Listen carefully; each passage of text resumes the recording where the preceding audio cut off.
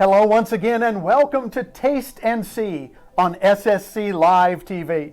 This is Elisa Jobst. And this is the Reverend Dr. Ken Jobst. And we're here today to come along with you on a journey of food and faith that we call Taste and See. Every week we take a look at a Bible passage and we apply it to what we eat and how we eat and with whom we eat. And come along with us and tell somebody else about Taste and See. Today we've got something special cooked up for you. And today we're talking about Pickles. Pickles.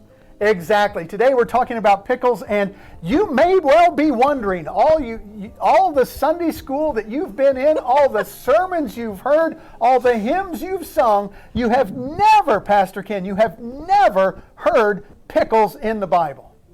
Huh. But what are pickles made from? Cucumbers. Ooh. So, as it turns out, there's only one place in the Bible where cucumbers are specifically mentioned. Now, I know, in Isaiah there's a little passage about a cucumber hut, but I'm talking about cucumbers themselves.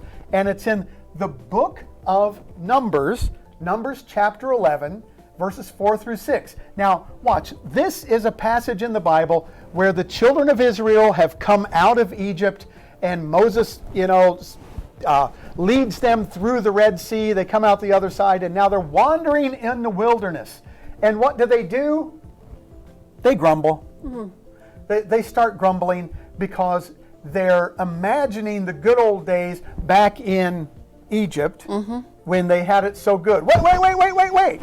That's a lie. They didn't have it good in Egypt. They were slaves in Egypt. So Elisa's going to read this little passage for us that's from the book of Numbers. It's chapter 11, verses 4 through 6. Okay. Verse 4. The rabble with them began to crave other food, and again the Israelites started wailing, and they said, "If only we had meat to eat. We remember the fish we ate in Egypt at no cost. Also the cucumbers, melons, leeks, onions, and garlic.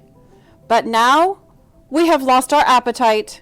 We never see anything but this manna." Isn't that a shame? All we got's manna. All we have is what God has showered down from heaven for us. Back in Egypt, we got to eat all the fish we wanted. Now, what do they want? They're in the middle of the desert. What do they say they want? Fish, right? I want fish. I'm in the desert. I want fish. But in addition, they're reminiscing about all the very flavorful foods that they had back in Egypt, right? So what is it? They're talking about, we had onions, we had leeks, we had garlic, we had melons, and we had cucumbers. But you know what? Cucumbers aren't that big a flavor, are they? No. And look, they've been wandering in the desert for a while now.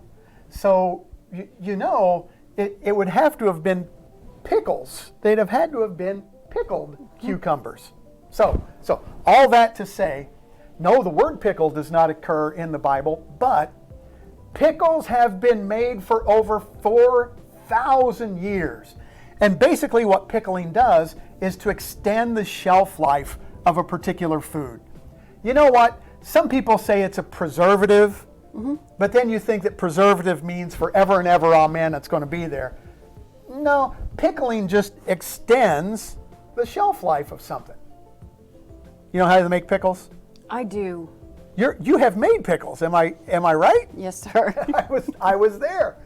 So in making pickles, what you do is you submerge the pickles into brine, which is salt water, a salty brine, and then you immerse them in something acidic, which is going to be like vinegar, right? So there we go. We've got kind of a basic approach to making pickles.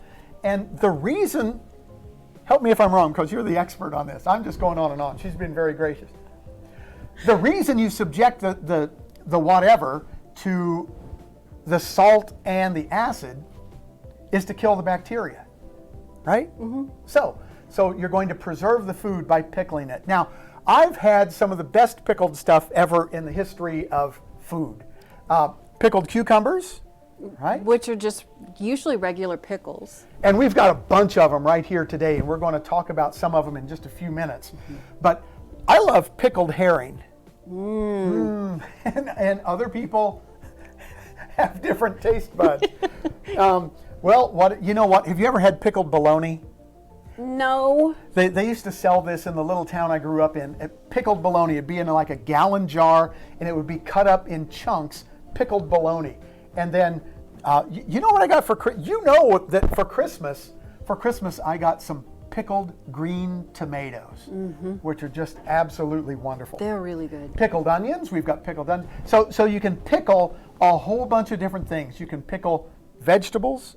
You can pickle fruits. Remember, we had pickled peaches one time. Ooh, they were really good. It sounds bad, but it was really good. Sounds bad, but they're delicious. Pickled peaches. Pickled eggs. Pickled bologna, so on and so forth. Okay, well, today we're going to be talking about pickles. And I've brought in a variety of pickles. And you know what? Let's go from smallest. And all of these are cucumbers that we're talking about today. Pickled cucumbers. Let's begin with the smallest, shall we? Certainly. Okay. Well, you know what? I'm going to put on my handy pickle handling gloves, and we're going to reach in because yes indeed, I have a favorite pickle that I consider just an amazing work of the pickle making art, and they're called cornichon.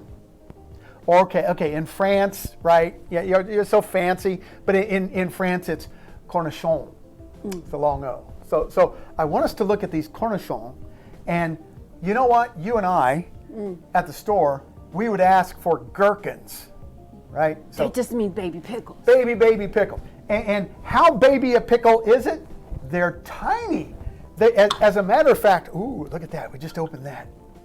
As a matter of fact, the cornichon is a tiny little pickle.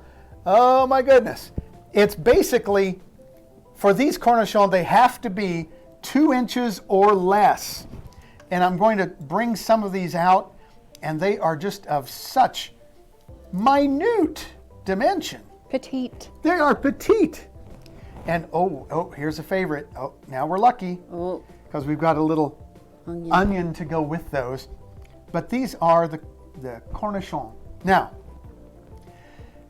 there are some people that would say that that's not even a cucumber, right? That they would say, actually, what this is some people say this is just the bloom stem from the cucumber. But they're very, very tiny, and I'm going to taste one right out of the jar. Would you like one?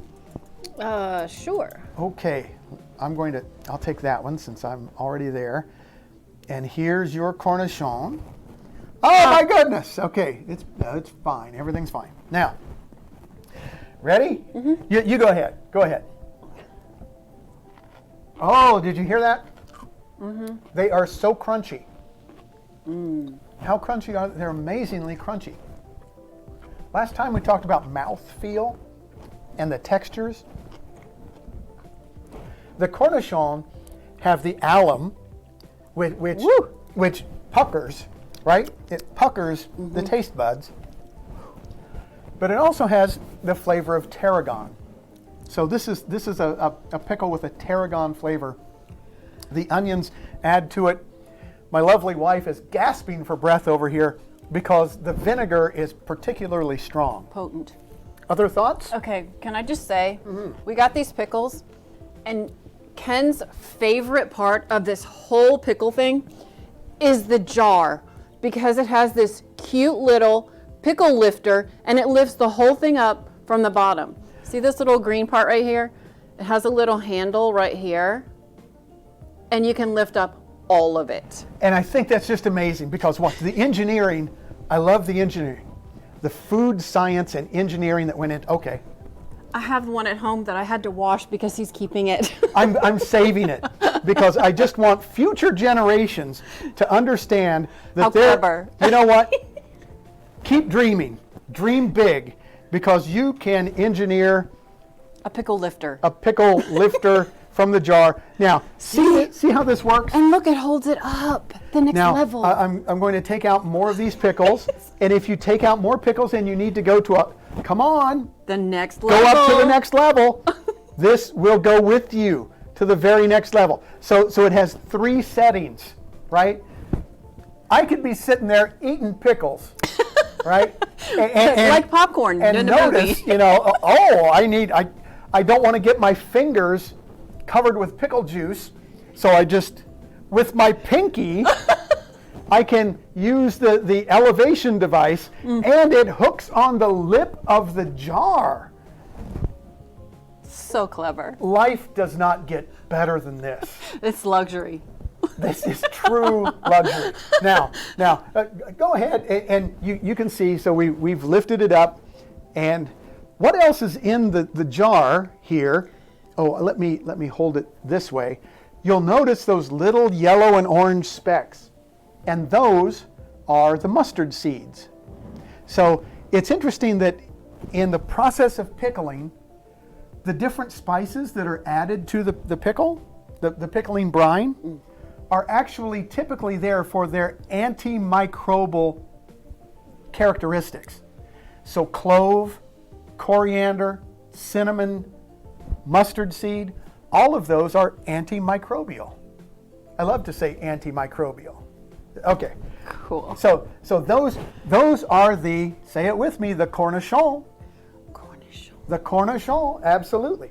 Now, the cornichon actually comes in a couple of different flavors, and this is from the Mele company. Now, they're going to write to me because I'm sure that's not how it's pronounced. but the Mele company, and they produce an original cornichon and also a cayenne pepper infused cornichon. So keep those top of mind because they are delicious. By the way, there are other people that make cornichon, but I don't know that there are other people that make the cute little lifter. So, it's sold all right. like 5 times already. Absolutely, I had to have it. Now, that's all fancy schmancy, Elisa. That's just that's for company. High living. That's for company. On a day-to-day basis, what pickle are you going to find in the refrigerator of the Jobst household? Well, of course, the hot and sweet snacker. Yeah, hot is very nice. The hot and sweet snacker, and you know what? Once again, I'm going to shake these up. You can see right on the bottom that it appears to me that all of the wonderful cayenne peppers have just collected themselves down here at the bottom, and that's okay because they can infuse the entire jar this way. And something I do with them is at the end of the jar, I take them out and cut them up and I put them in potato salad. It's so good. Look, my mother never threw away pickle juice. There was always a use in the kitchen for the leftover pickle juice, and you just mentioned one of them. Potato right? salad, macaroni salad. Potato salad, macaroni salad, egg salad. Yep. And all kinds of things. Deviled eggs. Deviled eggs. So never, you can always find a use for Even pickle if juice. even if you just want to, so sometimes I will slice up onion and put it in a pickle jar that just the juice is left over and pickle the onions that I use to put in chicken salad. It's so good. It makes the onion so good. Yeah, kiss my brain. I kissed her brain. Okay, now, what we have here, and once again, this is from the fine folk just down at Kroger, and they have these hot and sweet snackers. You'll see that they cut the pickles as chips, and there are included with the chips little bits of onion. So those are the hot and sweet, ask for them by name, hot and sweet snackers. And seriously, I can go through a jar of these in no time. And, well, okay, since it's taste and see, it's not look and see, right? Okay, so I hope these are not terribly hot. They're not. Oh, they're good.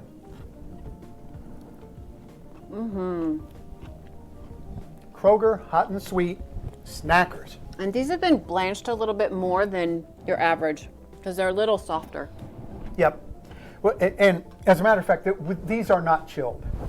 So that's makes the difference in the life of a pickle. By the way, pickling changes 3 things about whatever it is that's pickled.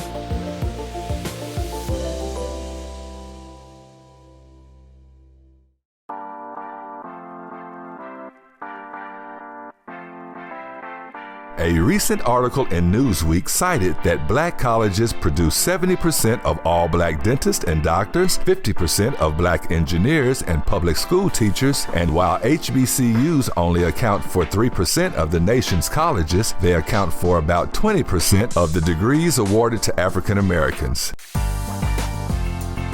Did you know that 40% of the African American members of Congress, 50% of African American lawyers, and 80% of African American judges all graduated from an HBCU? Simmons College of Kentucky is just one of America's historically black colleges and universities that can help you pursue and realize your dreams. Simmons College of Kentucky, creating the next generation of thinkers.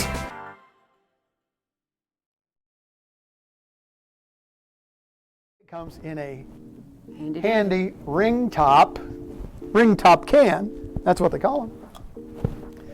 And with 2 quick motions,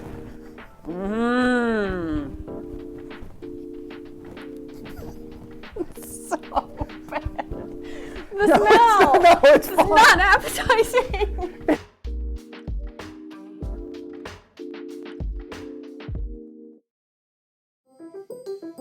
pickling changes 3 things about whatever it is that's pickled. It does change, pickling changes the taste.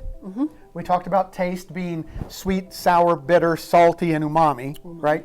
So it changes the taste, but it also changes the flavor.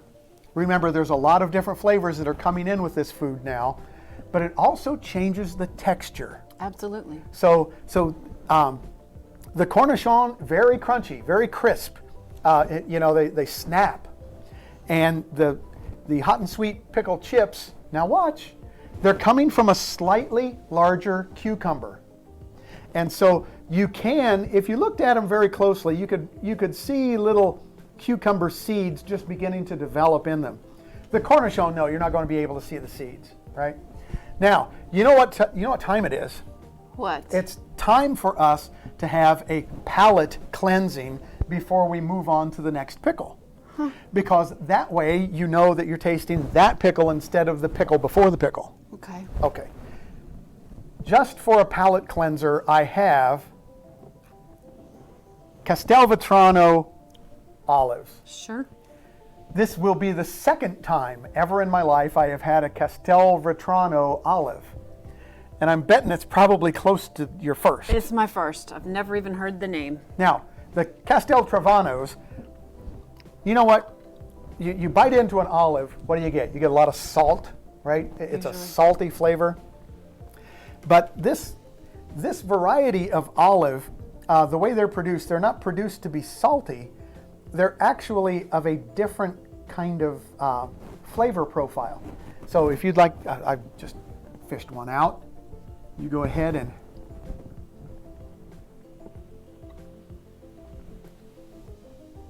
How is it? oh, it's like rainbows and butterflies.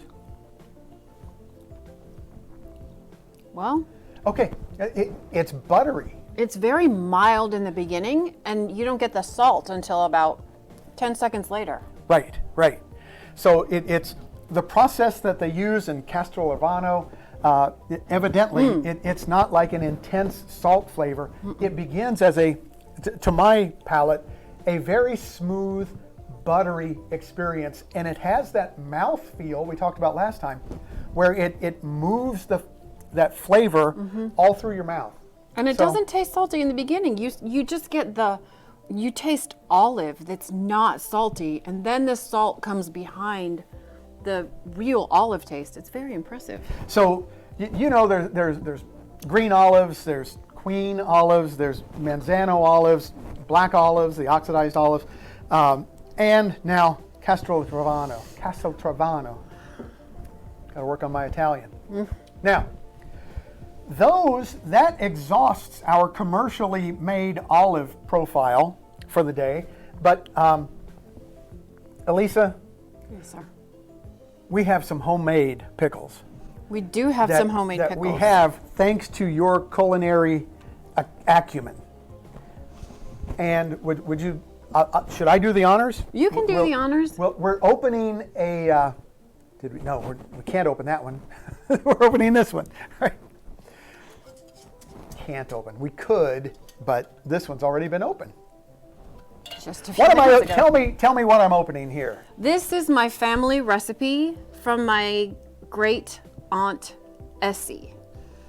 Essie is the reason I do any kind of canning. She taught me how to do all the canning that we do.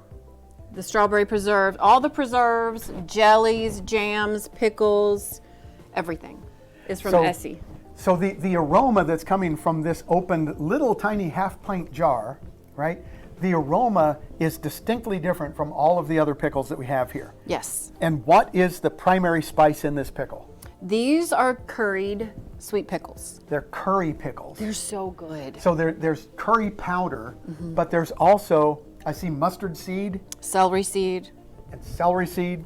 curry, and water. That's amazing. Now, I have to say, if I was wearing a hat, I would tip my hat to the Hardin County members in Hardin County. Because these pickles, the cucumbers, came from Hardin County. They were grown in Hardin County. I bought a half bushel, I guess, of these cucumbers, and we brought them home. And let me tell you, we were in the pickle business there for a good while. And as a matter of fact, they are a treat.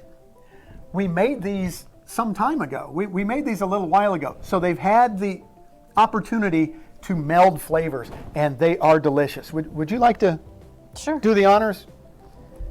All right. We're going to get one of Aunt Essie's curried pickles. They're a sweet pickle. It's soft. Here we go. Thank you, sir. Perfect. Thank you. I'm going to have one that's just right over here. Oh, it's even better. The flavor has permeated because it's been a couple of years. It's been a couple of years, and all of the spices have made it all the way into the pickle. The texture's changed, the taste has changed, the flavor has changed, but they are absolutely delicious. Still really good. They're a curry. They're not hot. It's not hot like the cayenne pepper. It's more an Indian Flavor. type flavor, right? It's not a temperature or a burn. It's just the flavor. It's the flavor. Now, And it's really easy because you don't even cook them. You just cut them, put them in the solution, bring it to a boil, and then put them in the jars and seal them. but you know what? We did this on almost an industrial scale because what did we do?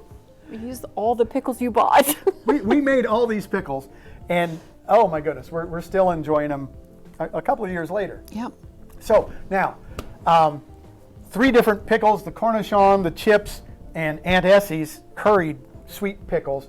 There's one more that I would like to introduce us to, and this is oh my goodness. This is the thing we do at Christmas. This is a holiday delight. And okay, here we go. This is something you're going to want to taste and see. But I have here, don't adjust your set. This is the correct color. And I am now plating what are called red hot cinnamon pickles.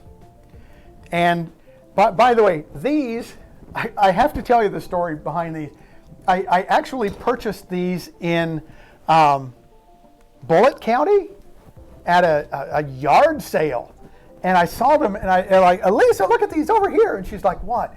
This is, they're marketed as Aunt Tence's cinnamon pickles. Well, now watch. My Aunt Helen used to make exactly the same recipe.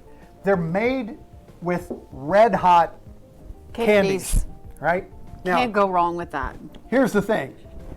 What we have here is a 5-day process to make this pickle.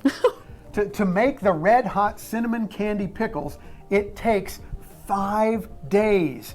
Now, it's not so hard to do.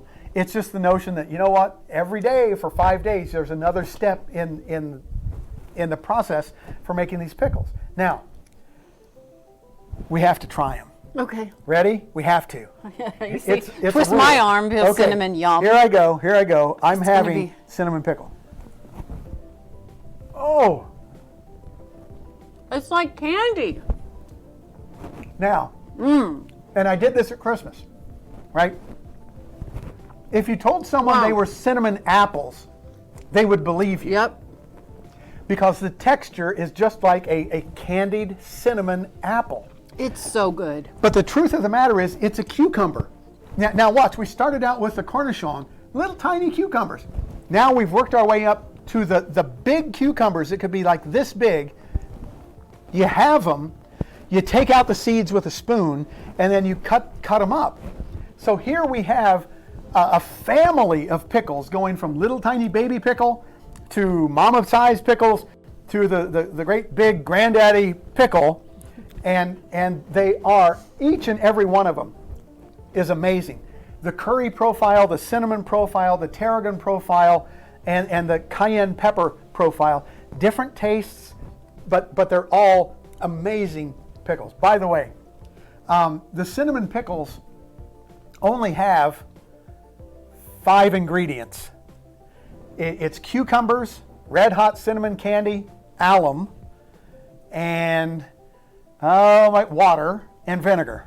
Yeah. That's all there is in them, right? But it's the process. Now, look at this. It's a veritable feast of Flavors. pickled cucumbers. And now I understand why the Israelites were like, hey, we're in the desert. What do you need? We need pickles. Somebody send us pickles because we miss the pickles and the cucumbers that we used to get back in Egypt. I understand it. You know what? I've got to have just one more of the red ones. So I'm going to have this one. If you want that one, that's okay. It is just like having candy.